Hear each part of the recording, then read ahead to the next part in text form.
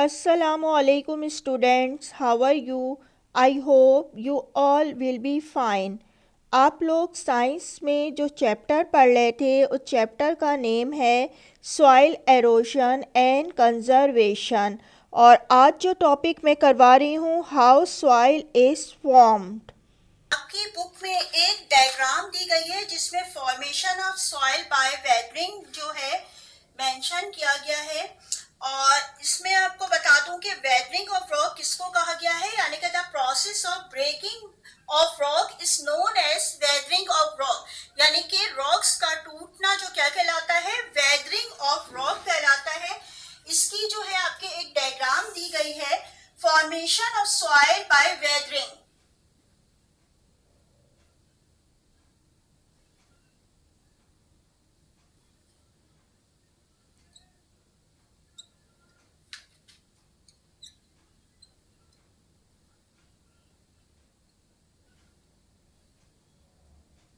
अब इस डायग्राम के जरिए से समझते हैं।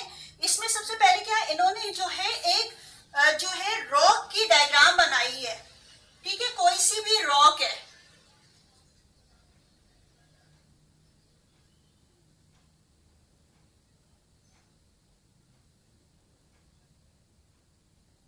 ठीक है, एक रॉक है।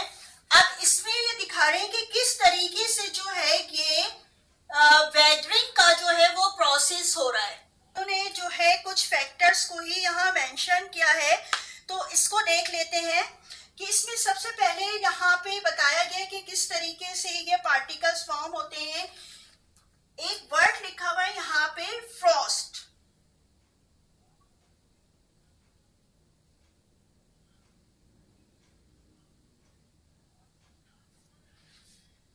अब ये फ्रॉस्ट किसको कहा जाता है कि ये एक टेम्परेचर है, यानी कि बहुत ज्यादा, यानी कि कूल जब वेदर होता है, यानी कि जिस पर जो है वाटर जो होता है फ्रीज हो जाए, यानी कि एक ऐसा टेम्परेचर जिस पे वाटर जो फ्रीज हो जाता है, ये इसको कहते हैं फ्रॉस्ट।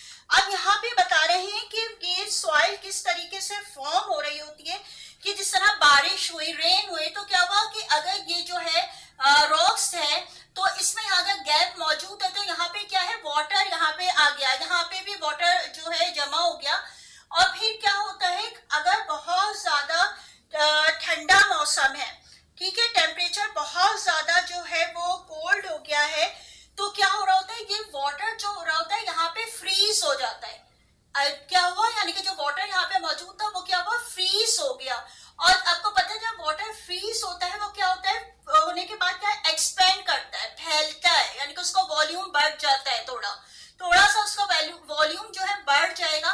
तो क्या होगा कि यहाँ पे जो मौजूद है, यानी कि क्रैक जो मौजूद थी, रॉक्स में क्रैक्स मौजूद थी, तो वहां पे वाटर था और फ्रीजिंग की वजह से वहां पे क्या हुआ कि वो फ्रीज जब हुआ वाटर, तो वो क्या उसका वॉल्यूम जो है वो बढ़ गया, वो एक्सपेंड हो गया वहां पे फ्रीजिंग की वजह से। और वो क्या हो गया, इस जो ये वाली जो लेयर है और इस तरफ वाली जो लेयर है, इस पे फोर्स डालता है, यानी कि जो फ्रीज होने के बाद, यानी आइस बनने के बाद वाटर क्या हुआ, इन लेयर्स पे जो है फोर्स डाला है, प्रेशर डाल रहा है। तो क्या होगा कि ये जो होती है, इसकी जो दीवारें हैं रॉक्स की जो होती हैं वो टूट जाएंगी। तो एक फैक्टर तो हो गया फ्रॉस्ट, यानी कि जो जिसमें टेम्परेचर जो है बहुत ज्यादा कोल्ड होने की वजह से वाटर जब फ्रीज हो गया तो इसने जो है रॉक्स को तोड़ना शुरू कर दिया। और दूसरे जो फैक्टर्स हैं, जैसे कि आपको अभी बताया भी था, फैक्टर और कौन सा है, विंड। ठीक है, जब विंड चलती है, यानी कि बहुत तेज हवा जब चल रही होती है, तो इससे भी क्या होता है कि अपने साथ जो है डस्ट पार्टिकल या दूसरे जो सॉइल्स के पार्टिकल जो इसके करीब मौजूद होते हैं वो भी उड़ के जो है बहुत तेजी से जब आते हैं और इस रॉक से टकराते हैं, तो क्या होता है, ये रॉक जो होती है वो टूट के छोटे पीसेस में चेंज हो जाती है। इसी तरह जो अभी आपको एक और फैक्टर जो समझाया गया था वो क्या था, रेन का। ठीक है, जब बारिश होती है बहुत तेज बारिश, और ये आपको बताया कि ये इसमें 1000 ऑफ ईयर लगते हैं, कोई एक दिन में नहीं होता है प्रोसेस, बहुत साल लग जाते हैं, बहुत ईयर लग गुजरने के बाद जो हो रहे होते हैं ये रॉक्स टूटती है और जो है ये फाइन पार्टिकल्स में चेंज होती है। इसी तरीके से जो है मुख्तलिफ और भी फैक्टर्स हैं सॉइल की फॉर्मेशन जो हो रही होती है। इसका एक और फैक्टर भी होता है जिसे कहते हैं हेल। अब ये हेल किसको कहा जाता है? जो बर्फ के छोटे या बड़े पीसेस जो ऊपर से नीचे की तरफ आते हैं।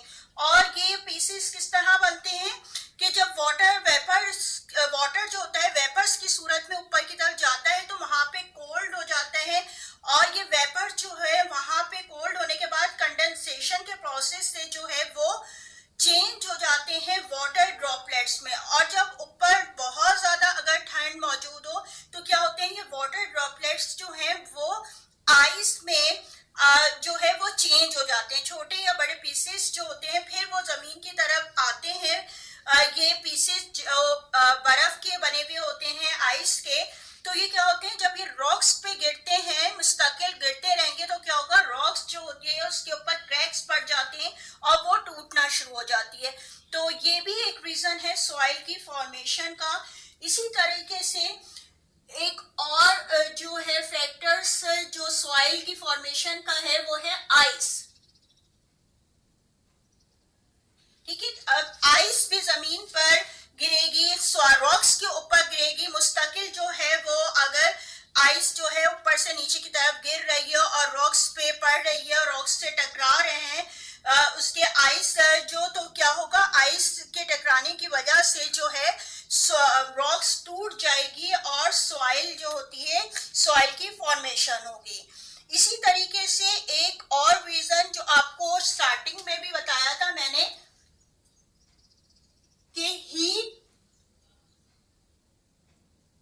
एंड कोल्ड,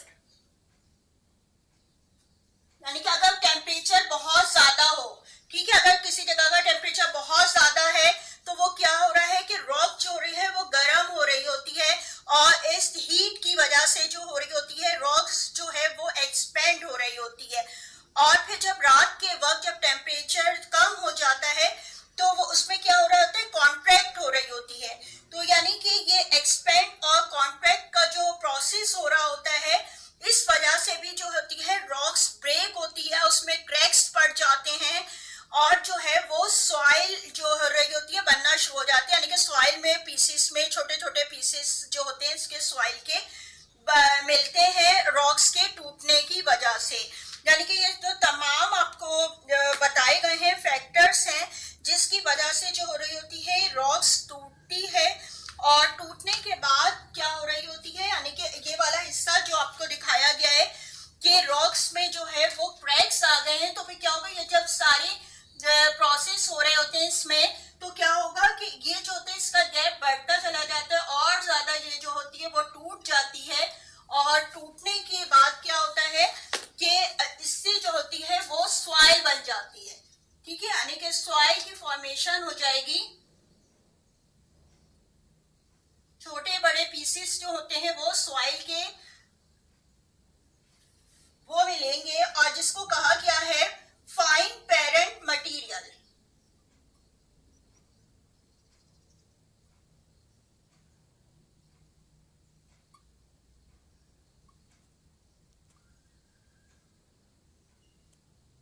ठीक है, पेरेंट मटेरियल क्या, यानी कि जो रॉक से ही ये जो सॉइल मिल रही है इस वजह से इसको कि फाइन पेरेंट मटेरियल जो है वो मिल जाते हैं। इन तमाम फैक्टर्स जब जो है ये असरअंदाज हो रहे होते हैं इस रॉक्स पर तो जो है वो सॉइल बनती है।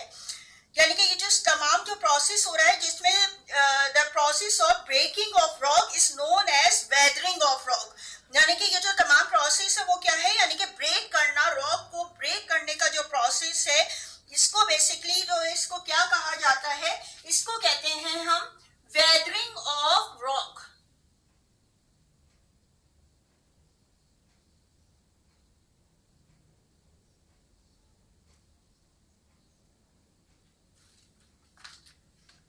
ठीक है, आप लोगों को यकीनन ये समझ में आ गया होगा ये वेदरिंग ऑफ रॉक का जो आपको प्रोसेस बताया गया है ये पूरा।